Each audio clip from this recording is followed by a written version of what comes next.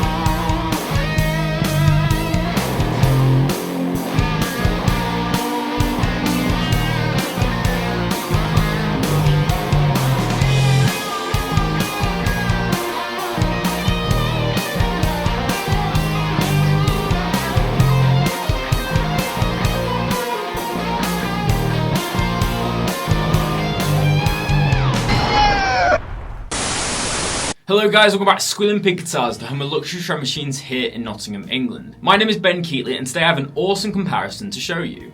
We're going to be comparing two Gibson Les Paul Customs, both made in the USA, both basically the same model of guitar, but with 41 years separating them. Our first candidate for today's video is a 1982 Les Paul Custom in Alpine White. And we actually did a full review of this guitar a couple of days ago and you guys really seemed to like it, so I thought I'd include this awesome Nolan era classic in another video.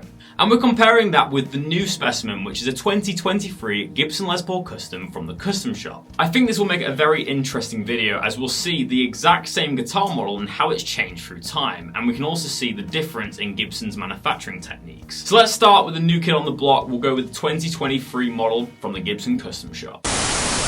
So guys, this is what a modern 2023 Gibson Les Paul Custom looks like. And as I mentioned, this is made in Nashville, Tennessee in their Custom Shop plant.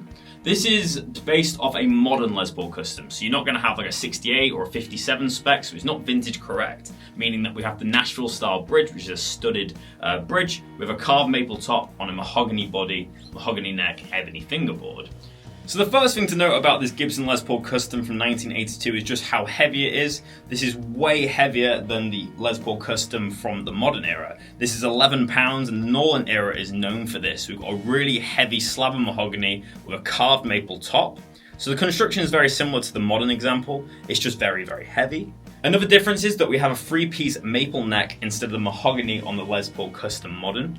We have an ebony fingerboard and the block mother of pearl inlays, just like the modern example. So although the construction is very similar between these two guitars, there is a lot of design elements that are different. So the first point we're going to talk about today is the headstock. As you can see, the shape is a lot different to the old Gibson Les Paul. So you can really see here the difference in this headstock.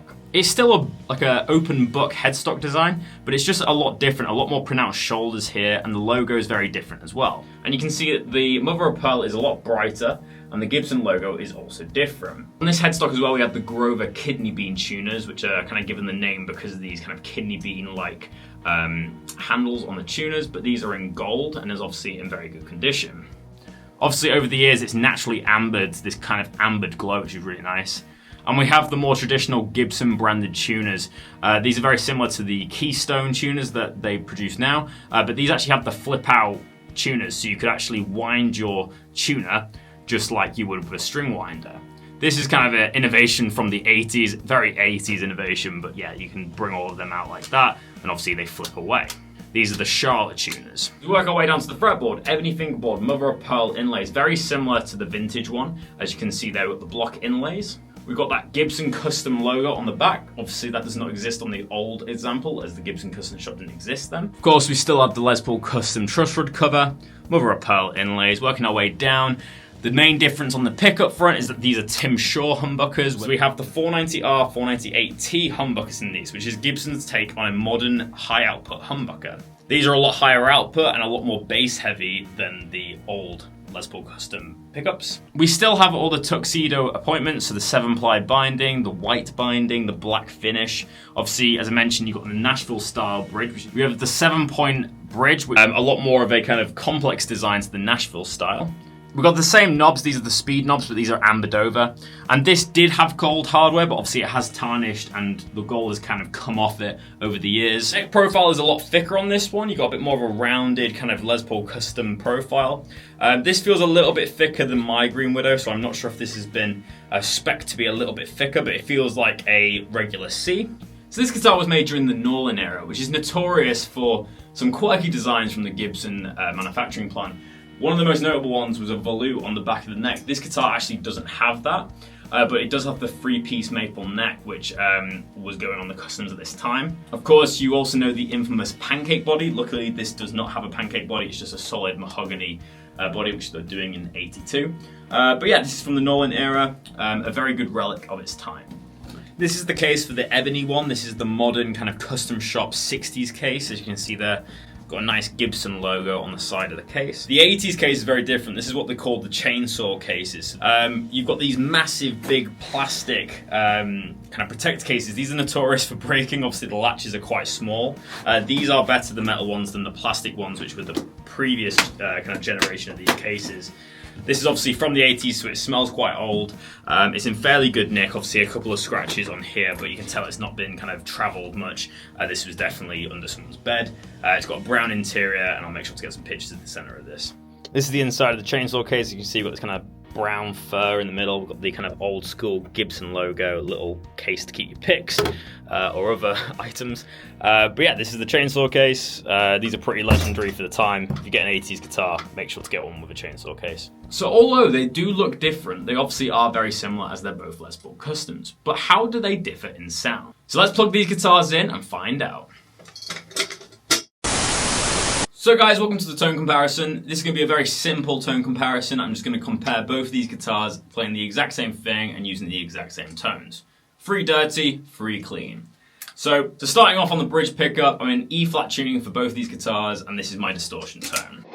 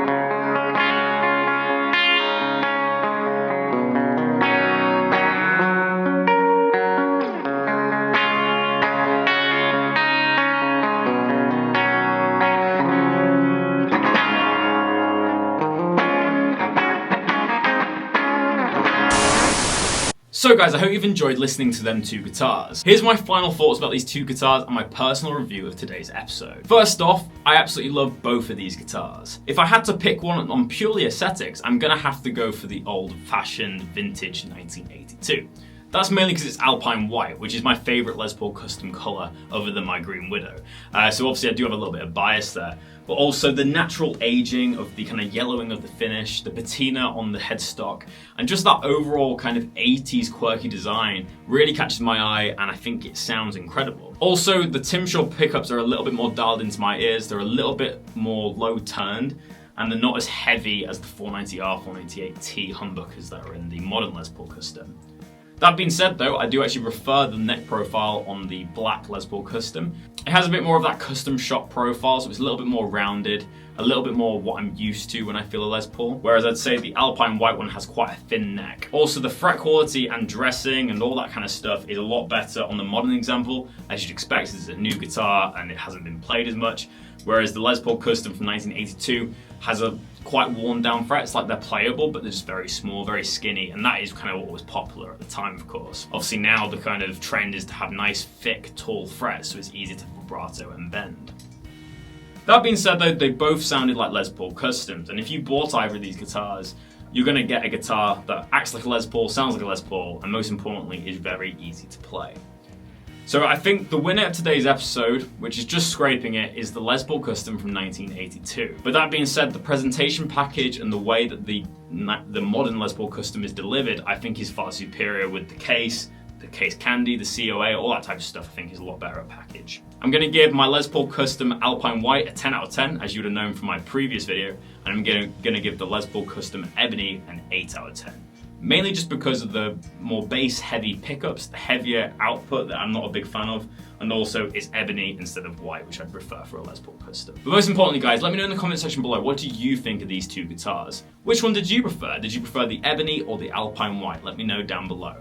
Whilst you're down there, make sure to leave a like rating so these videos can be seen by more and more people. And we're nearly at 4,000 subscribers. But thank you so much for tuning in to Squealing Pig Guitars. My name is Ben Keightley, and I'll see you tomorrow for another episode. But until then, keep rocking guys. I'll see you soon.